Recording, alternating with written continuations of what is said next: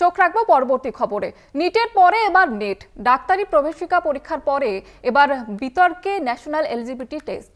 University grants commission বা ইউজিসির আয়োজিত এই পরীক্ষা হয় মঙ্গলবার, কিন্তু বুধবারই তা বাতিল করার কথা ঘোষণা করা হয়েছে।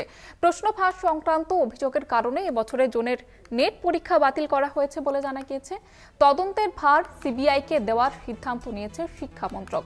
18 জুন নেট পরীক্ষা দেন প্রায় 9 লক্ষ শিক্ষার্থী, কিন্তু পরীক্ষায় প্রশ্ন ফাঁস সংক্রান্ত অনিয়মের বিষয়টি নজরে আসে, আর তারপরে মন্ত্রকের কাছে পরীক্ষা বাতিলের বার্তা পাঠায় আয়োজক সংস্থা ন্যাশনাল টেস্টিং এজেন্সি, এবং তারপরেই কিন্তু একেবারে রাজনৈতিক বিতর্ক শুরু হয়েছে এই নেট বাতিল নিয়ে। আর এ নিয়ে আমরা কথা বলেছিলাম তৃণমূল মুখপাত্র অরূপ চক্রবর্তীর সঙ্গে। তিনি কি বলেছেন আপনাদের শোনাবো। কথা যে এই নিয়োগ সংক্রান্ত যে কোনো পরীক্ষা, তাতে যদি অস্বচ্ছতা হয়ে থাকে নিশ্চিতভাবে সেটা যে সরকারের হয়ে থাকুক না কেন তার সমালোচনা করাই যায়, এটা করা উচিত, গণতান্ত্রিক পদ্ধতিতে সেটাই কাম্য। কিন্তু আমি তো জানতে চাই সেই বিচারপতির, মহামহিম বিচারপতি যাকে কার্যত ভগবানের মর্যাদা দিয়েছিলেন এবং দেখা গিয়েছিল তিনি আসলে বিজেপির সাথে যোগাযোগ রেখে বিজেপি প্রার্থী হয়েছিলেন, সেই বিচারপতি চুপ কেন? তার মুখে কথা নেই কেন? তার কেন্দ্রীয় সরকারের কঠোর নিরাপত্তার মধ্যে যে নেট পরীক্ষা হওয়ার কথা, এর আগে নেট এনডব্লিউটির বেলায় আমরা দেখেছি কিছু ভয়ানক চূড়ান্ত দুর্নীতি হয়েছে। একই নাম্বার পেয়ে যাচ্ছেন এবং যে নাম্বার পাওয়ার কথা নয় গ্রেড অনুযায়ী, প্রপোর্শন অনুযায়ী। আজকে সেই বিচারপতিরা চুপ কেন? আজকে সেই বিকাশ রঞ্জন ভট্টাচার্যরা চুপ কেন? আসলে চুপ একটাই কারণে, রাম আর বামের বিতর্কে রয়েছে নিট, আর এই আবহে এবার বাতিল পরীক্ষা, ইউজিসি নেট পরীক্ষা বাতিল করা হয়েছে এবং তারপরে কিন্তু রাজনৈতিক বিতর্ক আবারও শুরু হয়েছে। মঙ্গলবার পরীক্ষা, বুধবার বাতিল। 2024-এর জুন সেশনের নেট পরীক্ষায় অনিয়মের অভিযোগ তুলে বাতিলের সিদ্ধান্ত নেওয়া হয়েছে ন্যাশনাল টেস্টিং এজেন্সির তরফ থেকে, এবং যে কারণে কিন্তু আবারও বিতর্কে জড়িয়েছে এই নেট পরীক্ষা বাতিলের জন্য।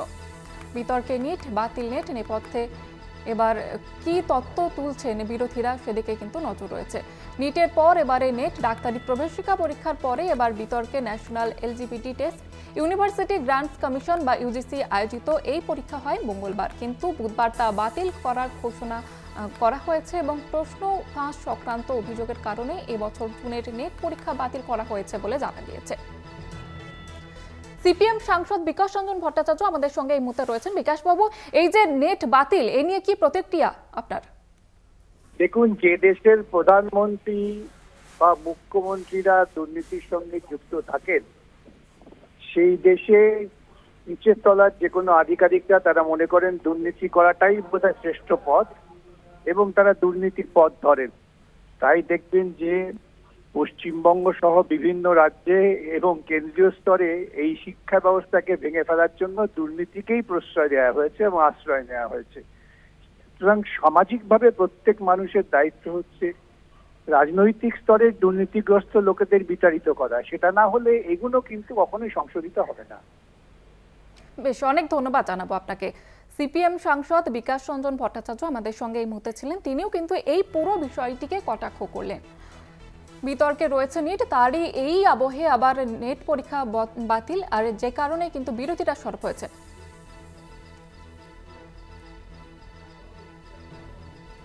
আর এই বিষয়ে বিজেপি সাংসদ শ্রমিক ভট্টাচার্য তিনি কি বলেছেন এই বিষয়ে আপনাদের শোনাবো।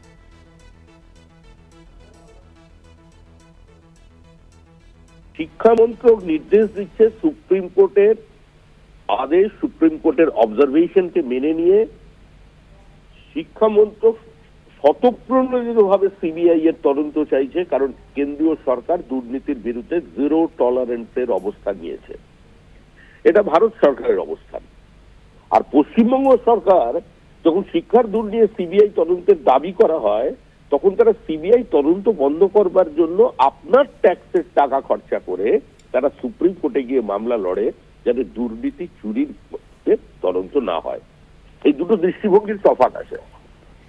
যেখানে ভারত সরকারের কারণে কোনো দুর্নীতির কারণে, কোনো সমস্যার কারণে কোনো ছাত্রছাত্রীর মেধা যাতে প্রতারিত না হয় তার দেখার দায়িত্ব কেন্দ্র সরকার, সেই সরকার সেই দায়িত্ব পালন করে।